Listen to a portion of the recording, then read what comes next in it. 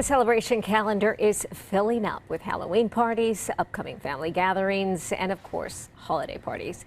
Not to mention weddings. They happen all year round, and though COVID restrictions have eased a bit, not everyone has the same comfort level. We have our etiquette expert, Diane Gottsman, with a little advice on how to handle these invitations. Good morning, Diane. How are you today? Good morning, Amanda. I'm great. How are you? I'm doing fantastic. Thank you so much. I can hardly believe that it is October 4th, and it's just going to fly by from here on out. Yes. I know. Yes, and this is perfect preparation because we are going to be receiving these invites soon. So we're going to talk about the RSVPs. Yes, you have a few questions for us here that were sent in by some of your readers and viewers. Number one, I have already received an invite to a holiday event, but I am not sure I feel comfortable attending. How long do I have to respond to an invitation? So the typical protocol would have been when you receive an invitation, you have 24 to 48 hours, which is a very short window. But this is a little different. We're talking about, we have different variables right now because of the pandemic, even though we're, hopefully seeing some light.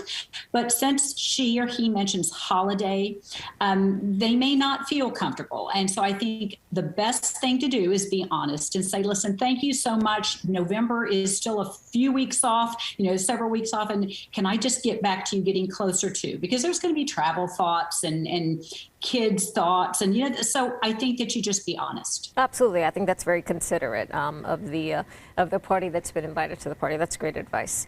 And number two, a lot of friends, including me, have left the deposit on a B&B for a weekend bachelorette party. I have decided not to go and would like to ask for my deposit. Should I call the inn or ask my friends?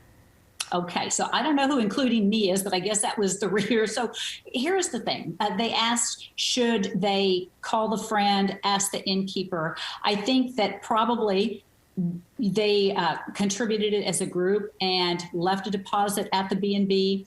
Even if they didn't, it's a conversation among friends because that person was part of a contribution, a larger contribution. And when they pull out, they're not only pulling out that deposit, they're pulling out multiple days of expenses. So you have to look at the relationship moving forward, why you're having to cancel. If it's for financial reasons, certainly friends have to understand. But this is kind of a dicey area. So think about the relationship you're going to have post bachelorette party, right, and make the decision. Let them know now. Number three, I'm throwing a shower for my cousin, and she gave me a list of 18 guests. She informed me she invited 5 people from her office, along with a couple of others she forgot to put on the list. I don't have the money or space to host the additional guest. Do I tell her the truth or go into debt to avoid a family feud? Wow. I am just shaking my head on this one because, it's not very polite to continue to add guests after the initial guests. And I think the host just say, I really want to, I'm looking forward to this shower. It's taken on a life of its own and I just really can't house or afford these additional guests. And I hope you understand. Yeah. Again, just communicate honestly. Hopefully that person is going to be empathetic and compassionate and understanding. Yeah, and maybe that, probably not. I was going to say maybe that person will give you a little bit of money. Giving them the benefit of the doubt. No, they give you some money and to help offset, but I guess that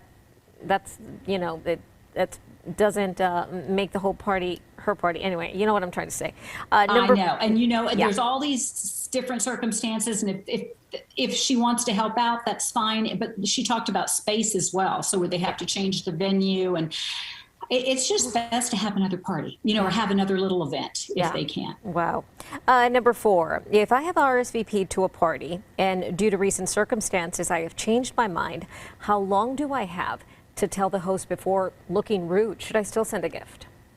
So yes, you should still send a gift because that's polite, and tell the host as soon as possible. As soon as you find out, don't worry about it, don't think about it, don't contemplate it, pick up the phone and call and let them know. So, and sometimes things happen and we have to be understanding, but do it as quickly as possible. Yeah, things definitely happen. And finally, number 5, I have been invited to a retirement party and the invitation says, no gifts, please. This is always confusing because people show up with gifts anyways and I end up looking cheap. What is the right thing to do? If it says no gifts, the protocol is no gifts. Now, if people show up with gifts, that's on them, but you shouldn't, as the person who is the honoree, you should not open those gifts in front of anyone else. And you certainly should not have a gift table if it says no gifts. These are all things that come up. So no gifts means no gifts. Yeah. And you should not feel bad if other people show up with one. ProtocolSchoolUpTexas.com is a website. Diane Gottsman, always great talking to you. Thank you so much. Have a good one. See you soon, Amanda.